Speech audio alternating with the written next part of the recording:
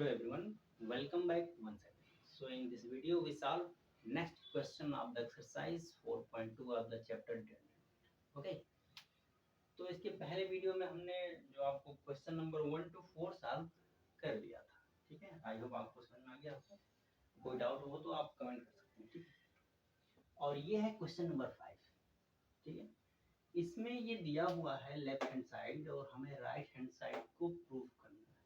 कुल मिला के क्या है कि हम लेफ्ट हैंड साइड वाले पे वर्क करेंगे और same as it is right hand side की तरह दिखाएंगे.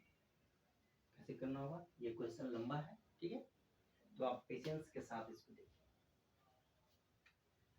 अब आपको ध्यान है कि प्रॉपर्टी नंबर 5 क्या कहता था कि अगर दो एलिमेंट के ऐसे एज इट इज लिखा हुआ है एडिशन में तो हम उसको ब्रेक कर सकते हैं.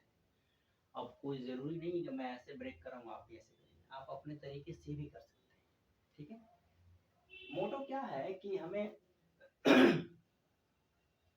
हमें करना क्या है, राइट हैंड साइड दिखाना है. चाहे आप जैसे दिखाएं, जो ऑपरेशन यूज करें, प्रॉपर्टी 1 टू लेकर के 6 तक. ठीक है, तो here we use property number 5 in R2. ये लिखना नहीं है आपको कि हम क्या कर रहे हैं. ठीक है, आप एज इट इज बस लिख दीजिए इसको. देखिए, तो अगर ये ब्रेक होगा तो R1 को एज इट इज लिख दीजिए, B प्लस सी Q plus R Y plus. ठीक है, C को हम ब्रेक करेंगे, R2 को ही हम ब्रेक करना है तो फर्स्ट टर्म को सबको लिख लीजिए, यानी C R Z. ठीक है, और यहाँ पर R3 एज इट इज आपको लिखना है. ठीक है, और प्लस क्या लिखेंगे, R1 R3 को एज इट इज हमें लिखना है. क्या करना है, Y प्लस Z और ये A plus B P plus Q X plus. ठीक है, अब क्या है कि फर्स्ट टर्म को हमने इसमें यूज किया, सेकंड टर्म यहाँ कर दीजिए. क्या है, A P X. Property number 5 को हमने यूज करके इसको लिख दिया है, ब्रेक करके लिख दिया है. आप जिसको चाहिए ब्रेक कर सकते हैं. मेन क्या है कि आपको ये आरजेस शो करना है जो कि लिखा हुआ है. इसको हम अगर मान लेते हैं, जैसे ये डेल्टा है तो यहाँ पर आप लिख दीजिए delta equal delta 1 plus delta 2. Equation number 1. कहने का मतलब डेल्टा 1 क्या है, ये है. डेल्टा 2 क्या है. ठीक है, हम इसी को डेल्टा 1 को लेकर के उसमें प्रॉपर्टीज ऑफ डिटरमिनेंट यूज करके यही लाएंगे. सेम वही काम इसमें भी करना है, डेल्टा 2 को लेकर के प्रॉपर्टीज यूज करके यही लाना है. लास्ट में दोनों को एज इट इज यहाँ सम दिखाएंगे तो 2 टाइम्स हो जाएगा. यही करना है. ठीक, तो ये तो हो गया इक्वेशन नंबर 1. ठीक है, तो अब हमें क्या करना है, पहले डेल्टा 1 को लीजिए. अब देखिए इसको हमें हटाना भी पड़ेगा, कोई बात नहीं. बात समझ में आ गई है. अगर आप इसको लिख लीजिए पहले, चलिए मैं यहाँ लिखता हूँ delta 1. Now delta 1 is equal to what, यही है B plus C C A plus, और यहाँ पे क्या मिलेगा Q plus R R P plus.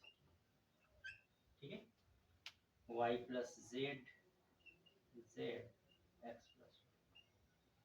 तो यही है आपका डेल्टा. अब इसमें आप अगर ध्यान से देखिए तो R1 में से अगर हम R2 को माइनस कर देंगे तो फर्स्ट टर्म में क्या आएगा, सिर्फ B बच जाएगा. यहाँ पर ध्यान से देखिए, इसमें से इसको माइनस करेंगे तो यहाँ पर Q बच जाएगा, और इसमें से इसको माइनस करेंगे तो यहाँ पर Y बच जाएगा. ठीक है, अब ये ध्यान से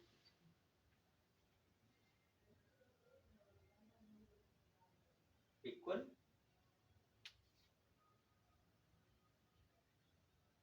यहाँ पर लिखना होगा आपको, चलिए ये डेल्टा 1 तो हमने लिख दिया है, ठीक है। तो आप यहाँ लिख सकते हैं कैसे, ये लिख,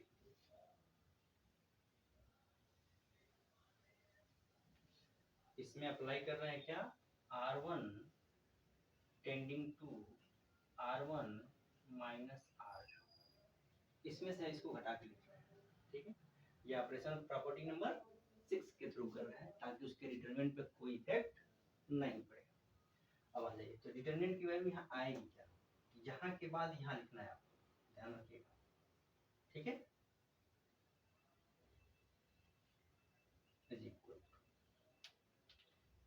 फर्स्ट प्लेस पे आ जाएगा B, सेकंड पे आएगा Q एंड थर्ड पे आएगा Y, और ये सब एज इट इज रहेगा। C R said A plus B P plus Q and what X plus Y। कोई दिक्कत यहाँ तक, हमने ये अप्लाई किया है। और फिर आप यहाँ ध्यान से देखिए कि R3 में से अगर हम R1 को माइनस कर देंगे तो यहाँ पर क्या बचेगा, ये B कटेगा, A बच जाएगा, ये Q हटेगा, P बच जाएगा। ध्यान, समझ में आ रहा है कुछ, तो इसके आगे आपको लिखना है यहाँ पर,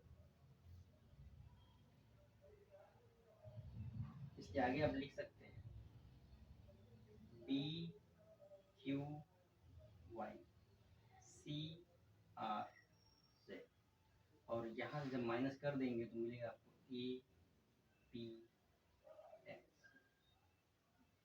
किया क्या है आपने यहाँ पर, R3 tending to R3 minus of R1। बात समझ में आ रही है, आराम से देखते चलिए, हम एक एक स्टेप लिखा है और एक चीज आपको बताते चलिए, ठीक है। R3 में से R1 को हमने यहाँ माइनस किया है तो ये आ गया।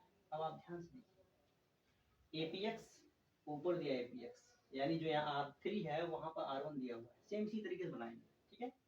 B यहाँ पर है और ये यहाँ पर। अब देखिए, हमें ये भी पता है कि डिटर्मिनेंट में जब R1 R2 R3 में इंटरचेंज किया जाता है तो माइनस साइन हो जाता है, ठीक है। अब उसको यूज करें तो क्या आ गया, ये इसके आगे लिख दीजिए आप। देखिए यहाँ पर जो हम ऑपरेशन अप्लाई करेंगे, एक बार अगर हम यहाँ अप्लाई करेंगे क्या कि व्हाट, इसको हमें फर्स्ट प्लेस पे ले जाना है, तो यानी यहाँ ऊपर लिख देता हूँ मैं, ध्यान से देखिएगा आप किधर से किधर जाना है, ठीक है। इसके बाद आपको लिखना है, इसके बाद ऊपर लिखना है। तो यहाँ पर अप्लाई कर रहे हैं हम क्या, R1 इंटरचेंजिंग विद R3, तो हमें मिलेगा क्या, अगर हम इंटरचेंज करेंगे तो माइनस साइन आएगा बाहर, और ये ऊपर चला गया APX, ठीक है। CRZ तो अपनी जगह पे रहेगा, और यहाँ पर क्या आएगा BQY। और आप अगर ध्यान से देखिए तो यहाँ पर भी हम अप्लाई करेंगे क्या, R2 R3 में इंटरचेंजिंग करेंगे, एक माइनस और आएगा, ठीक है, यानी माइनस ऑफ 1 का होल स्क्वायर, और जब ये यहाँ जाएगा यानी APX फिर BQY फिर CR, माइनस 1 का होल स्क्वायर करेंगे तो क्या आएगा, प्लस हो गया, तो आएगा क्या, ये APX BQY CRZ, जो कि आपका राइट हैंड साइड में अवेलेबल है, ठीक है। तो हमने डेल्टा 1 को लिया है और ऑपरेशन को यूज करके ये दिखा दिया, ठीक है। और ये आपका हो गया यहाँ पर, ये जो है इक्वेशन नंबर 2, ठीक है। यहाँ तक कोई डाउट हो तो आप बताइए,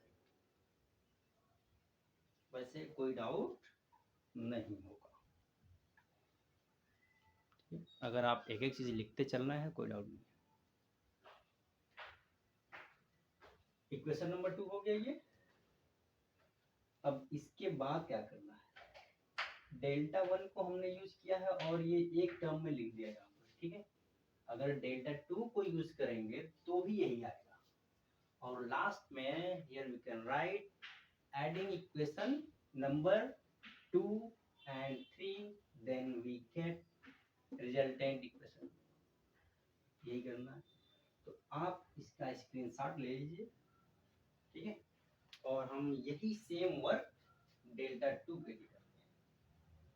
यानी आप ध्यान से अगर देखें तो डेल्टा 1 की वैल्यू क्या आ गई, यही तो है इक्वेशन नंबर 2, ठीक है। तो चलिए डेल्टा 1 की वैल्यू मैं यहाँ लिखता हूँ, इसको मैं हटाता हूँ, ठीक है। ये ऑपरेशन ऐसे ही आपको करना होगा, एक दो बार प्रैक्टिस करेंगे तो हो जाएगा।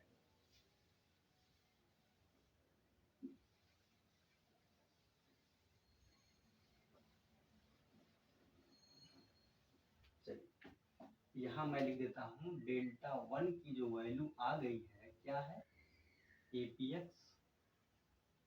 BQY फिर CR, यही है इक्वेशन नंबर 2। अब यही वर्क करेंगे, इक्वेशन नंबर 3 बनाएंगे। कैसे, further you can write now delta 2 is equal to what,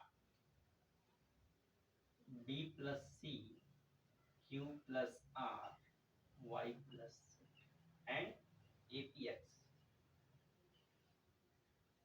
A plus B P plus Q and X plus Y, यही है। और यहाँ पर देखिए APX यहाँ पर दिख रहा है, तो आप इसमें से इसको माइनस कर दीजिए, तो ए कैंसिल होगा, बच जाएगा B, ठीक है। देखिए दिख रहा है, सामने दिख रहा है कि हमें ऑपरेशन क्या अप्लाई करना है, ठीक है। एकदम क्लियर दिखता है ऐसे ही, जब आप प्रैक्टिस करेंगे तो आपको क्लियर ऐसे ही दिखेगा कि हमें करना क्या है।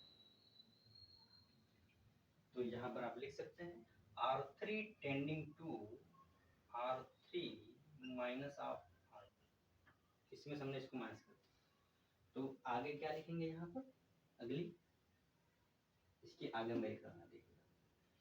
तो R1 को एज इट इज लिख दीजिए, B plus C Q plus R Y plus, R2 को भी एज इट इज लिख दीजिए APX, ठीक है। इसमें से अगर माइनस करेंगे ए कैंसिल हो जाएगा, यानी बचेगा यहाँ पर B, यहाँ पर Q, यहाँ पर। इसमें कोई डाउट है तो बताइए। फिर यहाँ पर अगर हम अप्लाई करेंगे क्या, यहाँ देखिए B है, यहाँ पर B है, यानी यहाँ पर हमें अप्लाई करना होगा R1 tending to R1 minus of R3, तो ऊपर ये B कैंसिल होगा यानी C बच जाएगा, ठीक है। तो आप देख लीजिएगा, इसके आगे भी लिखना है तो ध्यान रखिएगा, यानी फर्स्ट पोजीशन पे आ जाएगा क्या, B कैंसिल हो जाएगा यानी बचेगा C फिर R फिर Z, APX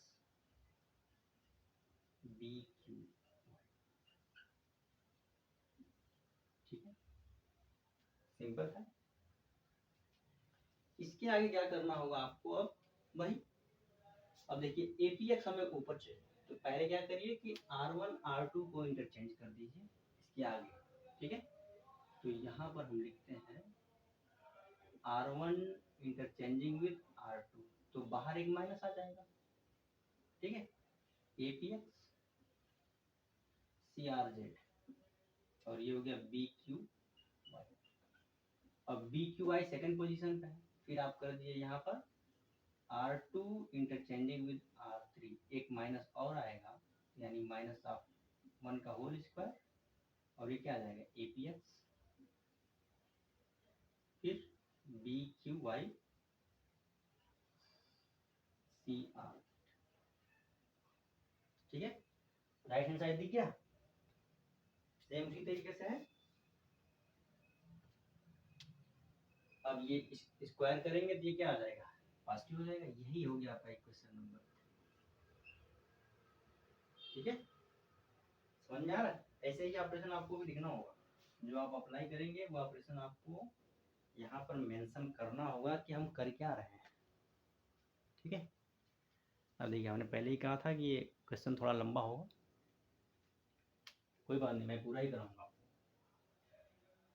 ठीक है, तो यानी मैं इसको हटाता हूँ, आप स्क्रीनशॉट ले लीजिएगा। ठीक है, और उसके बाद नोट कर लीजिएगा ताकि आप समझ पाइए।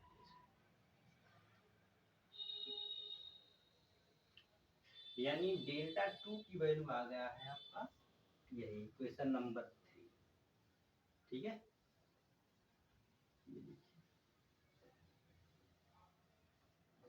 यही तो है डेल्टा 2।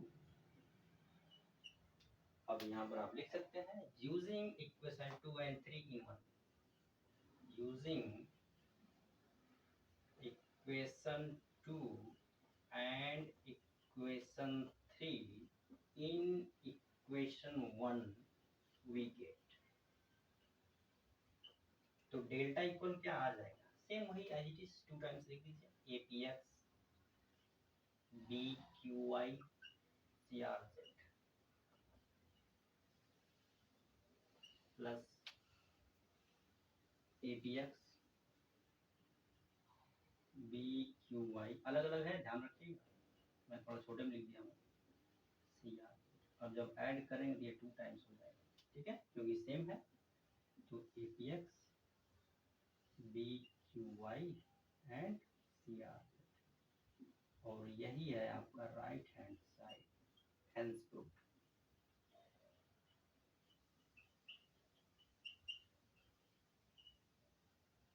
ठीक है, यही तो करना था, आप सिस्टमेटिक इसको लिख लीजिएगा। ठीक,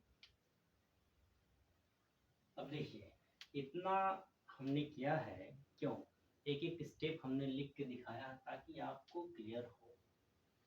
ठीक है, हमने कोई स्टेप यहाँ पर मिस नहीं किया, हर एक को लिखा है, और आप अगर ऐसे ही लिखते चलेंगे तो जरूर आपको आ जाएगा, ऐसा नहीं कहीं आएगा। ठीक है, सो नाउ वी, अगला क्वेश्चन क्या है, क्वेश्चन नंबर 6 है। ठीक है, उसको भी प्रूफ ही करना है, आप कर सकते हैं इसको। ठीक है, 6 नंबर है, ये भी प्रूफ ही है, 7 भी प्रूफ करना है, 8, चलिए मैं इसको देखता हूँ। ठीक है, और आप कमेंट करिएगा कि आपको कौन से क्वेश्चन नहीं लगा है, तो आप इसको लगाइए, लगाने का कोशिश करिएगा, लग गया तो अच्छी बात है, नहीं लगा तो भी अच्छी बात है, हमें लगाएंगे। ठीक है, और इसको यहीं क्लोज कर देता हूँ। ठीक है, अगला आपका टॉपिक रहेगा एरिया ऑफ ए ट्रायंगल। ठीक है, चलिए इसमें क्वेश्चन नंबर 15 एंड 16 है,